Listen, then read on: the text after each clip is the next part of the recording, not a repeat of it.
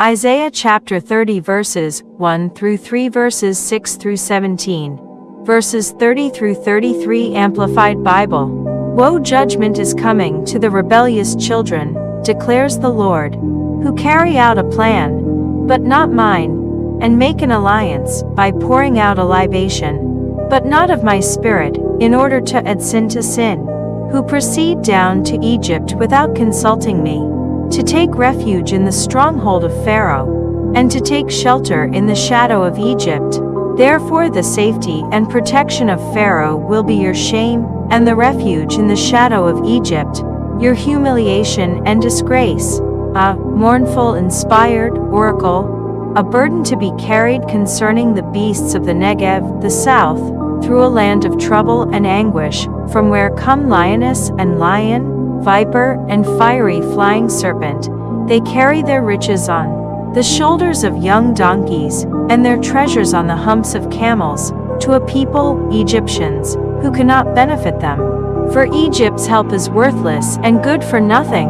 Therefore, I have called her Rahab, who has been exterminated. Now go write it on a tablet before them, and inscribe it on a scroll, so that it may serve in the time to come as a witness against them forevermore. For this is a rebellious people, lying sons who refuse to listen to the law and instruction of the Lord, who say to the seers, you must not see visions from God, and to the prophets, you must not prophesy to us what is right. Speak to us pleasant things and smooth words, prophesy deceitful illusions, that we will enjoy. Get out of the true way, turn aside from the path of God.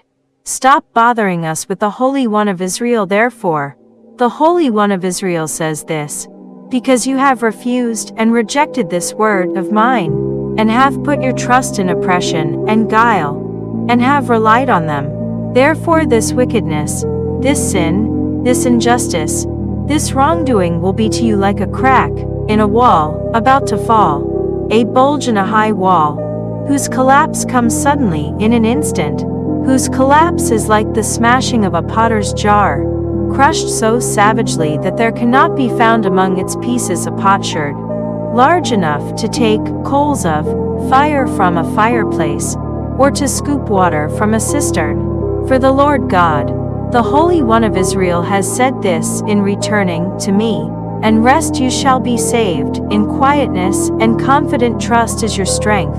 But you were not willing, and you said, no, we will flee on horses, therefore you will flee from your enemies. And you said, we will ride on swift horses, therefore those who pursue you shall be swift. 1,000 of you will flee at the threat of one man. You will flee at the threat of 5, until you are left like a flag on the top of a mountain, and like a signal on a hill. And the Lord will make his majestic voice heard, and show the descending of his arm, striking in his fierce anger, and in the flame of a devouring fire, in the crashing sound of heavy rain, cloudburst, and hailstones. For at the voice of the Lord the Assyrians will be terrified, when he strikes them with the rod. And every blow of the rod of punishment, which the Lord will lay on them, will be to the music of Israel's tambourines and lyres, and in battles, brandishing weapons, he will fight Assyria. For Topheth and Hinnom has long been ready. Indeed, it has been prepared for the Assyrian king. He has made it deep and wide, a pit of fire with plenty of wood.